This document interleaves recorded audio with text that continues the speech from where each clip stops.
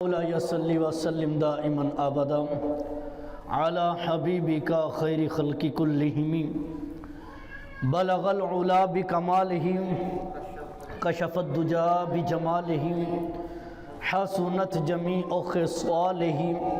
مقدر والا بلند آواز سے پڑھ لے صلو علیہ وآلہ واصحابہ واہل بیتہ اجمعین۔ سامعین محترم، اللہ رب العزت کا کروڑہا فضل ہے، اس کا احسان ہے، مالک دو جہاں نے ہمیں ایک مرتبہ پھر جمعۃ المبارک جیسا بابرکت اور مقدس دن عطا فرمایا۔ مجھے اور آپ تمام احباب کو اپنی پاک اور بلند بارگاہ میں حاضر ہونے کی توفیق عطا فرمائی۔ اللہ سبحانہ و تعالیٰ کی پاک اور بلند بارگاہ میں التجا ہے، اللہ تعالیٰ میری اور آپ تمام احباب کی حاضری کو اپنی پاک اور بلند بارگاہ میں قبول و منظور فرمائے اور یہ گھڑیاں میرے اور آپ کے لیے بخشش کا سامان بنائے، آمین ثم آمین۔ سامعین محترم، آیت کریمہ کا کچھ حصہ تلاوت کیا ہے۔ اللہ سبحانہ و تعالی نے ارشاد فرمایا، یا ایہا الذین آمنوا لا تخونوا اللہ والرسول۔ خالق مالک ازل نے فرمایا، اے ایمان والو، اللہ اور اس کے رسول کے ساتھ خیانت نہ کرو۔ اے ایمان والو، اللہ اور اس کے رسول کے ساتھ دغا نہ کرو۔ اس آیت کریمہ کی روشنی میں مفسرین کرام فرماتے ہیں کہ اللہ حکم دے رہا ہے کہ اللہ اور اس کے رسول کے ساتھ خیانت، دھوکہ، دغا نہیں کرنا۔ فرماتے ہیں لوگوں، اللہ اور اس کے رسول کے ساتھ خیانت نہیں کرنی، مراد یہ ہے اللہ نے حکم دیا ہے کہ اے ایمان والو 5 وقت کی نماز قائم کرو جی۔ اے ایمان والو، پڑوسیوں کے حقوقوں کا خیال رکھو۔ اے ایمان والو، غربا، مساکین، یتیموں کا خیال کرو۔ جو جو حکم اللہ نے قرآن میں ارشاد فرمایا ہے یہ اللہ کا حق ہے جی، اور فرمایا اس حقوق کو ادا کرنے میں خیانت نہ کرو جی۔ ہم ان خیانتوں میں سے ایک نماز کی خیانت لے لیتے ہیں۔ فرمایا اے ایمان والو، اللہ کے جو فرائض تمہارے اوپر ہیں ان کو ادا کرنے میں خیانت نہ کرو جی۔ اب ہے اے ایمان والو، اللہ کے ساتھ بھی خیانت نہ کرو، اللہ کے رسول کے ساتھ بھی خیانت نہ کرو۔ فرمایا رسول سے مراد یہ ہے سرکار دو عالم، نور مجسم، شفیع معظم، شافع روز جزا، احمد مجتبی، جناب محمد مصطفیٰ صلی اللہ علیہ وآلہ وسلم کا جو جو عمل ہے، سرکار کا جو جو فعل ہے، سرکار کا جو جو قول ہے، فرمایا سرکار کے قول میں بھی خیانت نہیں کرنی، سرکار کے فعل میں بھی خیانت نہیں کرنی جی۔ مطلب کیا ہے؟ فرمایا فرائض کے اندر بھی خیانت نہیں کرنی اور سرکار کی سنتوں کے اندر بھی خیانت نہیں کرنی جی۔ تو اس آیت کریمہ میں ہمیں حکم کیا دیا جا رہا ہے؟ اے ایمان والو، اللہ اور اس کے رسول کے ساتھ خیانت نہیں کرنی، نماز پنجگانہ قائم کرنی ہے، اور رسول اللہ صلی اللہ علیہ وآلہ وسلم نے جس طریقے پہ زندگی گزاری ہے اور جو طریقہ ہم تک پہنچا ہے، اس طریقے کو اور اسی طریقے پہ چلتے رہنے میں اللہ اور اس کے رسول کے ساتھ خیانت نہیں۔ تو حکم کیا جی؟ اے ایمان والو، اللہ اور اس کے رسول کے ساتھ خیانت نہیں کرنی۔ اس کا ایک دوسرا پہلو بھی ہے۔ مفسرین کرام فرماتے ہیں کہ اللہ اور اس کے رسول کے ساتھ خیانت نہیں کرنی، مطلب یہ ہے کہ جو بندہ اللہ اور اس کے رسول کے معاملات میں خیانت کرتا ہے، اللہ بھی اپنا عشق اس سے چھین لیتا ہے، اللہ کا رسول بھی اپنا عشق اس سے چھین لیتا ہے جی۔ اور دوسرا پہلو کیا ہے؟ جو اللہ اور اس کے رسول کے ساتھ خیانت نہیں کرتا، اللہ اور اس کے رسول کے بتائے ہوئے احکامات پہ پورا پورا اترتا ہے، اللہ بھی اس سے پیار کرتا ہے، اللہ کا رسول بھی اس سے پیار کرتا ہے۔ رسول اللہ صلی اللہ علیہ وسلم کے ساتھ جن احباب نے وفاداری دکھائی ہے، ہم نے آج ان کا تذکرہ کرنا ہے۔ یہ جو آیت کریمہ آپ نے سماعت کی ہے نا، یا ایھا الذین آمنوا لا تخونوا اللہ والرسول وتخونوا اماناتکم وانتم تعلمون، یہ آیت کریمہ نبی کریم علیہ السلام کے ایک صحابی ہیں حضرت ابو لبابہ رضی اللہ تعالی عنہ، یہ ان کے حق میں نازل ہوئی ہے۔ نبی کریم علیہ السلام نے نا بنو قریظہ، یہ آپ کئی مرتبہ جب ہم تاریخ بیان کرتے ہیں نا تو اس قبیلے کا آپ نام سنتے آئے ہیں۔ آج بھی ہمارے معاشرے میں کئی ایسے علاقے پائے جاتے ہیں جہاں پر قبیلوں کا بڑا لحاظ کیا جاتا ہے، جیسے یوسف زئی خان ہو گیا، آغا خان ہو گیا وغیرہ۔ ہمارے عرف میں اب قبیلے نہیں چلتے، اب برادریاں چلتی ہیں، اور سرکار دو عالم صلی اللہ علیہ وآلہ وسلم کے دور میں قبیلے چلا کرتے تھے جی، خاندان چلا کرتے تھے۔ نبی کریم علیہ السلام کا نا بنو قریظہ کے یہودیوں کے ساتھ مقابلہ ہوا تو تقریباً 2 ہفتے میرے اور آپ کے نبی علیہ السلام نے یہودیوں کا محاصرہ کیا ہوا تھا۔ جب ان کا محاصرہ کیا ہوا تھا، انہیں گھیرے میں لیا ہوا تھا، تو یہودی اس 2 ہفتے کے محاصرے میں بڑے تنگ آ گئے تھے۔ نبی کریم علیہ السلام کا ایک فرمان تھا، بس اس بات کو منوانا تھا۔ تو جب محاصرہ ہو گیا تو یہودی بڑے تنگ آئے، تو یہودیوں کا سردار تھا کعب بن اسد۔ قوم نے ان سے درخواست کی کہ جناب آپ ہمارے بڑے ہیں، رسول پاک نے ہمارا محاصرہ کر لیا ہے، اب ہمیں کیا کرنا چاہیے؟ تو کعب بن اسد نے 3 شرطیں آگے رکھی ہیں۔ پہلی شرط وہ کہتے ہیں کہ ہمیں اس نبی نے گھیر لیا ہے جس کی تصدیقات ہماری پہلی کتابیں کرتی تھی، اور ہمیں بتلایا گیا تھا کہ ایک ایسا رسول آئے گا جو آخری رسول ہوگا، 2 قبلوں والا ہوگا۔ اس میں یہ ساری نشانیاں پائی جاتی ہیں، یا تو تم اس کا کلمہ پڑھ کے مسلمان ہو جاؤ تو ہمیں آزادی مل جائے گی۔ قوم کہتی ہے کہ کعب یہ ممکن نہیں ہے، ہم کلمہ نہیں پڑھ سکتے۔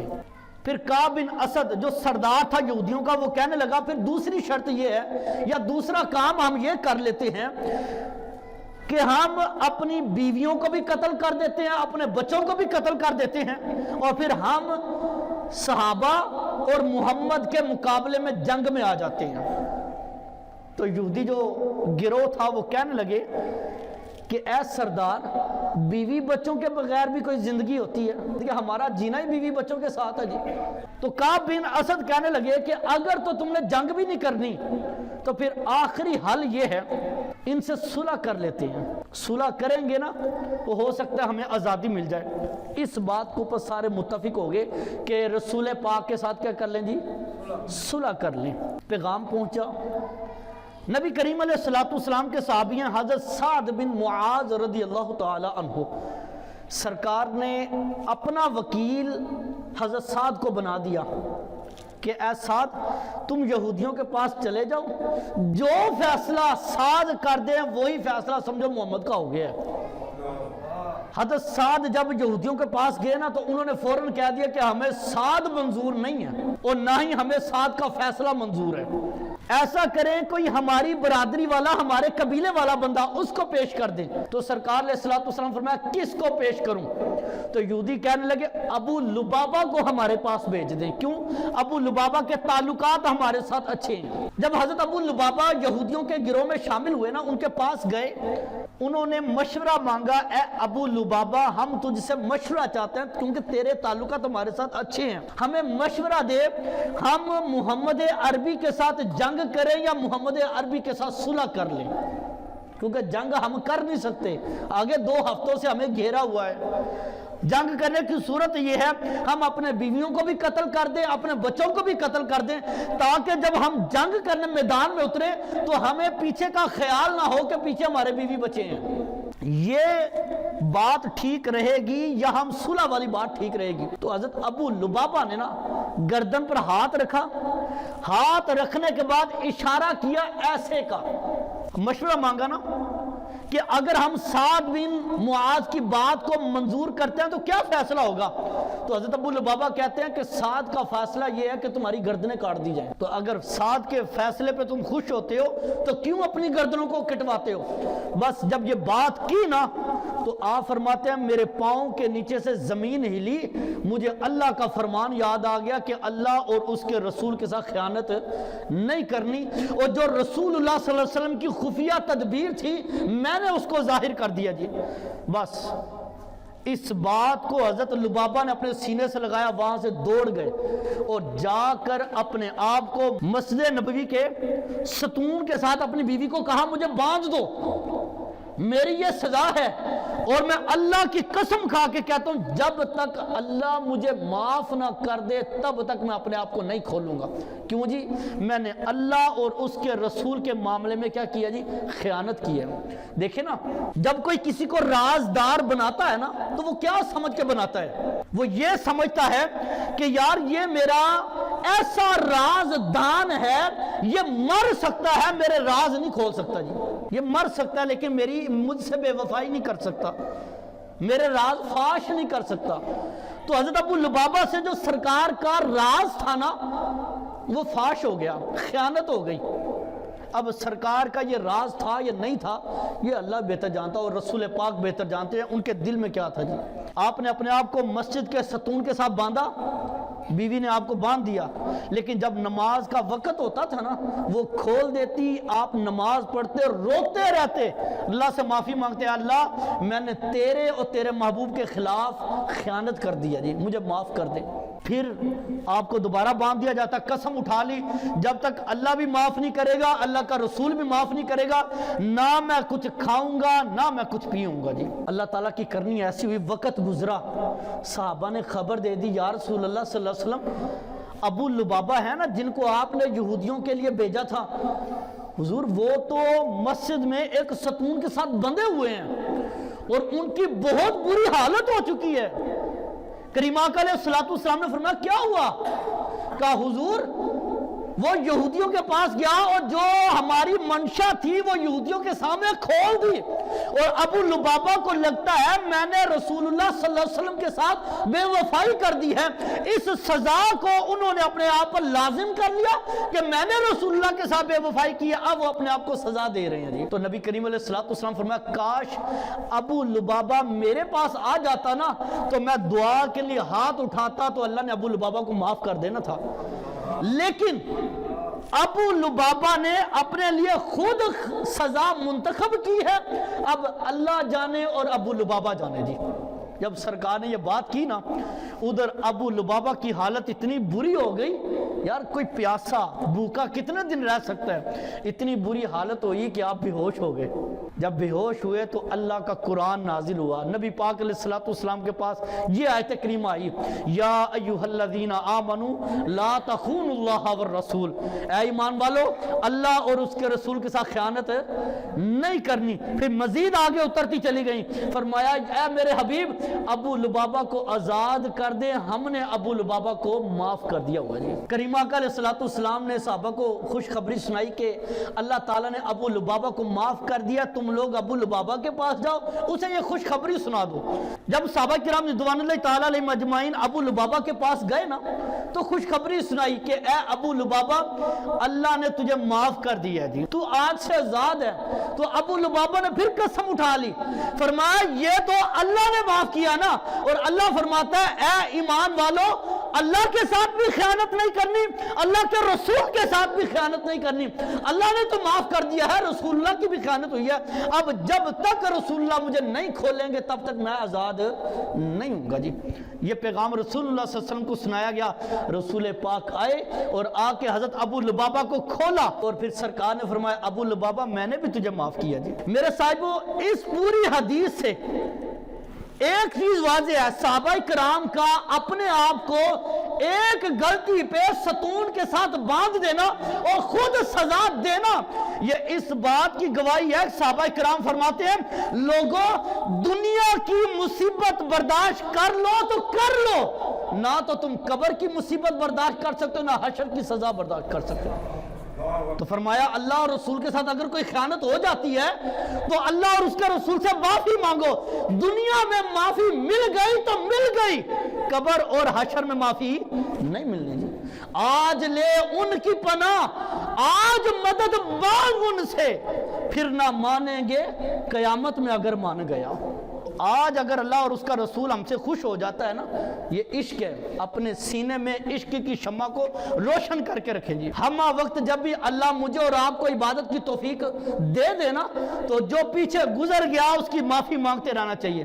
کریم آقا علیہ السلام نے فرمایا لوگوں تم جب نماز پڑھو یا کوئی عبادت کرو نا، یہ سوچ کے عبادت کیا کرو کہ آج میری یہ آخری عبادت ہے جی۔ اس قدر اپنے آپ کو عشق خدا میں ڈوب کے عبادت کرو کہ اب دوبارہ مجھے یہ موقع نہیں ملے گا۔ اور اگر رسول اللہ صلی اللہ علیہ وسلم سے وفاداری کرنی ہے تو اس طرح وفاداری کریں کہ بعد میں ہمیں یہ موقع نہیں ملنا جی۔ نبی کریم علیہ السلام نے نا، حضرت ابو ہریرہ رضی اللہ تعالیٰ عنہ فرماتے ہیں ہم نجدیوں کی طرف نا جنگ کرنے کے لیے گئے تو ہم نے وہاں کا نا ایک بندہ پکڑ لیا اور اس بندے کا نام تھا سمامہ۔ پورے عرب میں سمامہ جیسا خوبصورت بندہ کوئی نہیں تھا جی، اتنا سونا روپ حضرت سمامہ کا، قد کاٹھ بڑا، پورا جسم ماشاءاللہ بڑا پلوان ٹائپ کا پورا جسم تھا آپ کا، بڑا خوبصورت تھے اور لوگوں میں آپ کی عزت بھی بڑی تھی، بڑی عزت تھی حضرت سمامہ کی۔ نبی کریم علیہ السلام کے غلاموں نے حضرت سمامہ کو پکڑ لیا اور لا کے مسجد کے ستون کے ساتھ باندھ دیا۔ نبی کریم علیہ السلام کو اس کی خبر دی گئی کہ یا رسول اللہ صلی اللہ علیہ وسلم ہم نے ایک ایسے شخص کو پکڑ لیا ہے جو پورے نجد میں، پورے عرب میں بڑا حسن و جمال والا ہے اور بڑا امیر ہے۔ یہ پورے نجد میں حضرت سمامہ بڑے امیر ترین بندے تھے، ہم نے نجدیوں کے امیر کو پکڑ لیا ہے اور ہم نے ایسے بندے کو پکڑا ہے جن کی عزت بھی بڑی تھی۔ فخرج الیہ رسول اللہ صلی اللہ علیہ وسلم، رسول پاک ان کی طرف آئے، فقال، فرمایا ماذا عندک یا سمامہ، اے سمامہ بتا تیرے پاس کیا ہے، تیرے پاس کیا ہے؟ تو سمامہ کے 3 جواب تھے۔ پہلے کہتے ہیں کہ اے محمد صلی اللہ اگر تو آپ مجھے مار ڈالیں تو میرا خون خالی نہیں جائے گا، میری قوم والے آپ کو چھوڑیں گے نہیں۔ نمبر 2، اگر آپ مجھ پر احسان کریں گے تو آپ ایسے شخص پر احسان کریں گے جو شکر گزاری کرے گا آپ کی۔ نمبر 3 کہ اے محمد اگر آپ روپیہ پیسہ مانگنا چاہتے ہیں تو اپنی ڈیمانڈ بتائیں، آپ کو کتنی رقم چاہیے، سمامہ آپ کو اتنی رقم ادا کرے گا۔ بڑے امیر تھے۔ نبی کریم علیہ السلام نے یہ سنا نا، سرکار واپس چلے گئے، سرکار نے کوئی جواب نہیں دیا۔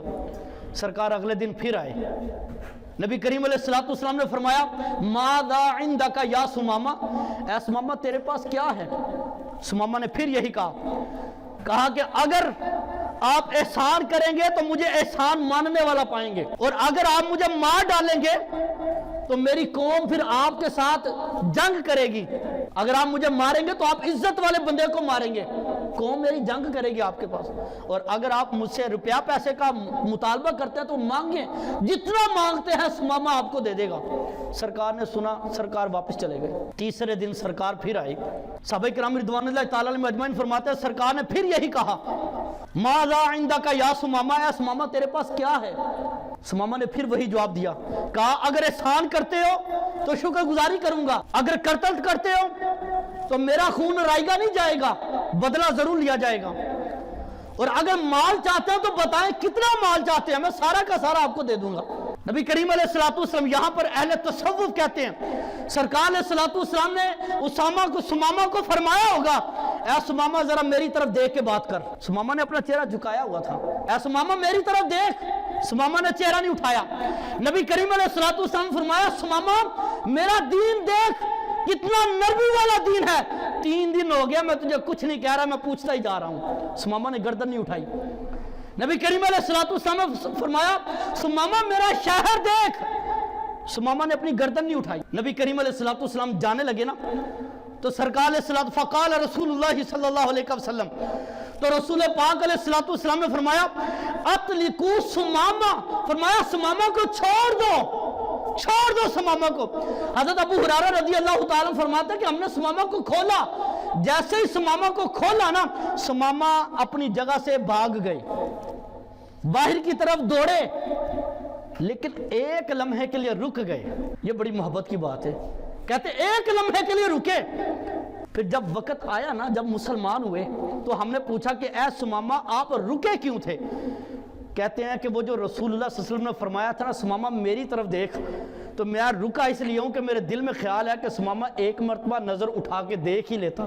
تو حضرت ابو ہریرہ رضی اللہ تعالیٰ فرماتا ہے وہ رکے, جب رکے نا بڑا عجیب منظر ہو گیا. فانطلق الی نخل قریب من المسجد, فرمایا ہماری مسجد میں ایک کھجور کا درخت تھا, اس کے ساتھ ایک کنواں بنا ہوا تھا.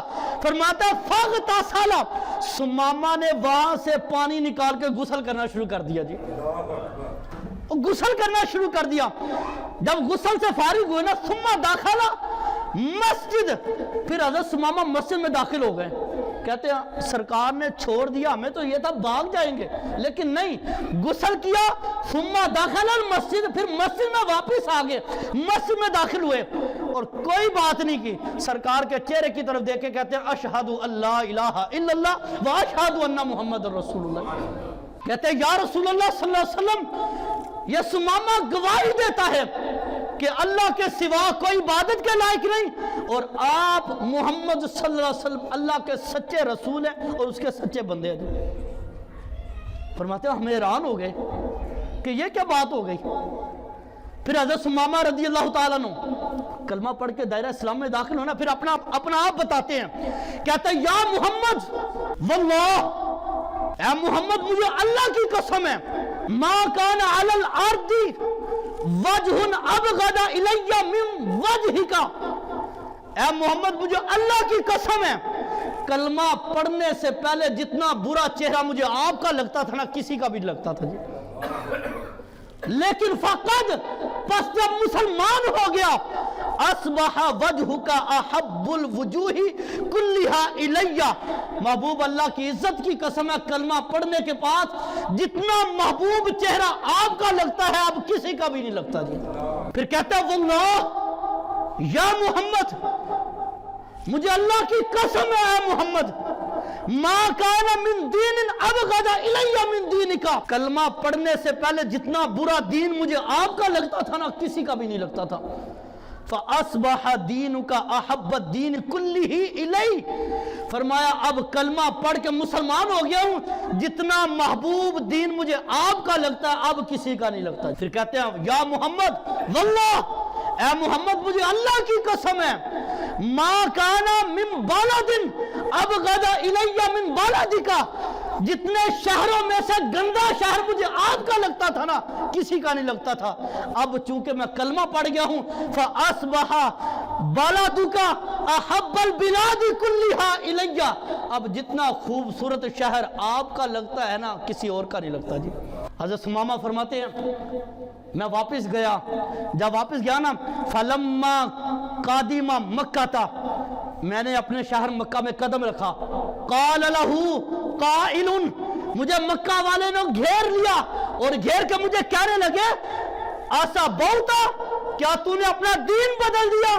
فقال لا, میں نے کہا نہیں میں نے دین نہیں بدلا, ولیکنی اسلمت مع رسول اللہ صلی اللہ علیہ وسلم, بلکہ میں رسول کا کلمہ پڑھ کے مسلمان ہو گیا ہوں. جی میں تم کس دین کی بات کرتے ہو؟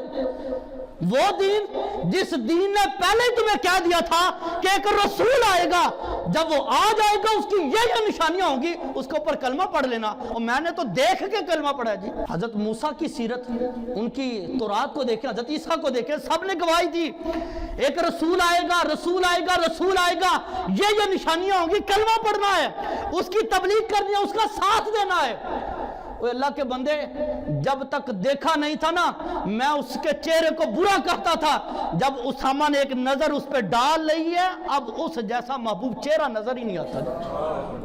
اور پھر حضرت اسامہ کا عشق دیکھیں جی، یہ ہے رسول اللہ کے ساتھ وفاداری۔ اور اللہ کا کیا فرماتا ہے، اللہ کا کیا حکم ہے جی، اے ایمان والو اللہ اور اس کے رسول کے ساتھ خیانت نہیں کرنی جی۔ حضرت ثمامہ رضی اللہ تعالیٰ فرماتے ہیں میں نے اپنا دین بدلا ہے، اور کس دین میں داخل ہوا جی، میں کلمہ پڑھ کے رسول اللہ کے دین میں داخل ہو گیا۔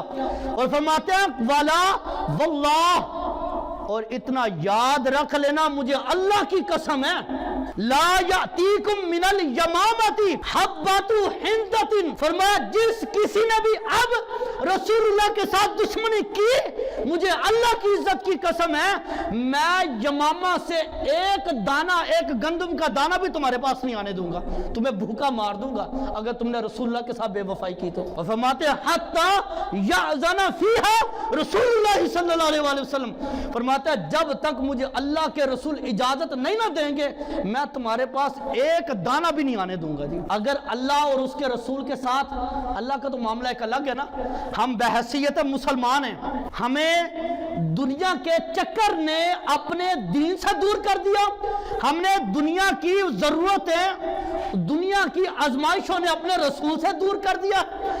جب ہم اللہ اور اس کے رسول کے احکامات سے دور ہوئے میں اور آپ پریشانیوں میں مبتلا ہو گئے ہیں جی۔ ہماری اس دنیا کا نظام بڑی دور کی بات ہے، ہمارے گھر کا نظام بڑی مشکل سے چلتا ہے۔ وجہ کیا جی، ہم نے قرآن کو صرف بند کر کے سجاوٹ کے طور پہ رکھ دیا، ہم نے محبت رسول کے دعوے صرف یہ کہہ کے لگا دیے کہ پتی پتی پھول پھول یا رسول یا نعرہ رسالت یار، ہم نے صرف رسول اللہ کی محبت کو نعروں میں محدود کر دیا، ہم نے دلی جامہ اپنے نبی کی محبت کو نہیں پہنایا۔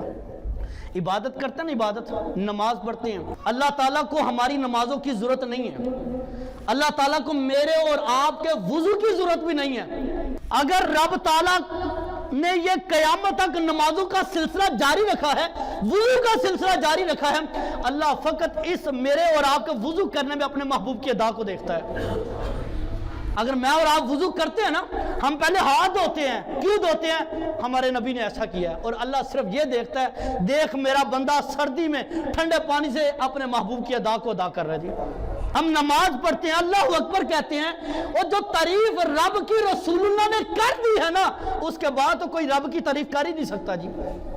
یہ تو صرف ہم اپنے محبوب کی ادا کے اوپر اپنے رب کی ادا کو پورا کر رہے ہیں جی۔ اگر آپ نے رسول اللہ صلی اللہ علیہ وسلم کے ساتھ وفاداری کرنی ہے نا تو پھر صدقے دل کے ساتھ، زبانی قول کے ساتھ نہیں۔ یا ایھا الذین آمنوا لا تخونوا اللہ والرسول، اے ایمان والو اللہ اور اس کے رسول کے ساتھ خیانت نہیں کرنی۔ اللہ نے ہمیں کتنی نمازوں کا حکم دیا جی؟ اللہ نے ہمیں ہمسایوں کے حقوق کا حکم دیا کہ نہیں دیا؟ اللہ رب العزت نے ہمیں اپنی راہ میں، بلکہ مومنوں کی تو نشانیوں میں اللہ نے فرمایا ہے الذین یؤمنون بالغیب ویقیمون الصلاۃ ومما رزقناہم ینفقون، یہ مومنوں کی نشانی ہے کہ وہ ہمارا مال ہمارے راستے میں خرچ کرتے۔ تو یہ اللہ کی محبت، مسجد کا چندہ لینے کے لیے لوگ نکلتے ہیں نا، تو اللہ تعالیٰ معاف فرمائے اور ایسے لوگوں کو اللہ ہدایت عطا فرمائے۔ دعوے یہ ہیں بس ہم بخشے ہوئے ہیں، اللہ یہ کر دے گا، اللہ وہ کر دے گا۔ یہ مسجد اللہ کا گھر ہے، جب اس کو اپنے لبوں سے کہہ دیا نا کہ میں نے اس زمین کو اللہ کے لیے وقف کر دیا، تو یہ اب اللہ کے لیے وقف ہو چکی ہے، یہ اللہ کا گھر ہے۔ اللہ جگہ سے پاک ہے، اللہ کو اس چیز کی ضرورت نہیں ہے، لیکن ایک منتخب کر دیا کہ اب بندے اگر تو گھر میں نماز پڑھتا تو قبول میں وہاں پر بھی کروں گا، لیکن اگر میری جگہ پہ آ کے نماز پڑھتا ہے ایک نماز کے ساتھ میں 25 نمازوں کا اور ثواب دوں گا جی۔ یہ اللہ کا عشق ہے۔ اگر میرے گھر میں سانس گھر میں لیتا ہے نا تو سانس کی مہلت ہے، اگر میرے گھر میں آ کے سانس لے گا تو وہی سانس میں نیکیوں میں تبدیل کر دوں گا۔ یہ اللہ کی محبت ہے بندے کے ساتھ۔ اب بندے کی محبت اللہ کے ساتھ کیا ہے؟ ٹھک ٹھک جی کون جی مسجد کا چندہ لینے آیا جی؟ پلا ہوئے جی منگن واسطے آئے نا 10-5 روپے، یار اس دور میں یہ چیزیں نہیں۔ اللہ کی محبت بھی ہماری صرف لبوں تک ہے، حقیقت میں نہیں ہے۔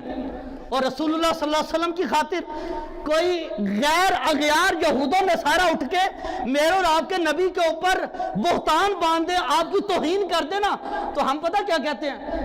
یہ مولویوں کا کام ہے، فتوے لگانا ہمارا کام نہیں ہے۔ کلمہ صرف مولویوں نے نہیں پڑھا ہوا، میں نے اور آپ نے بھی پڑھا ہوا ہے۔ محبت کے دعوے صرف زبانی نہیں، دل کے ساتھ بھی کرنے ہیں۔ حضرت ثمامہ نے دل کے ساتھ آپ کو کر کے دکھایا ہے۔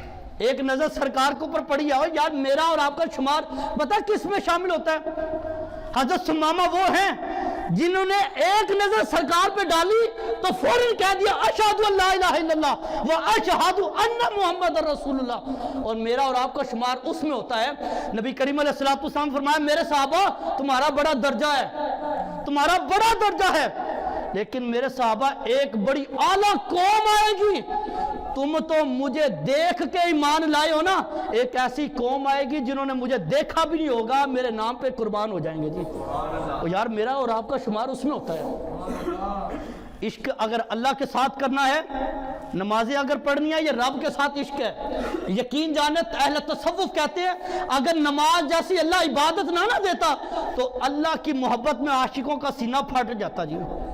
یہ اللہ اور بندے کے درمیان نماز ایک رابطہ ہے، قرآن ایک رابطہ ہے۔ اگر محبت کرنی ہے تو اللہ کے ساتھ مخلص ہو کے کریں، اگر رسول اللہ صلی اللہ علیہ وسلم کے ساتھ محبت کرنی ہے تو مخلص ہو کے کریں جی۔ دعا ہے اللہ تعالیٰ سچی محبت نصیب فرمائے، آمین ثم آمین۔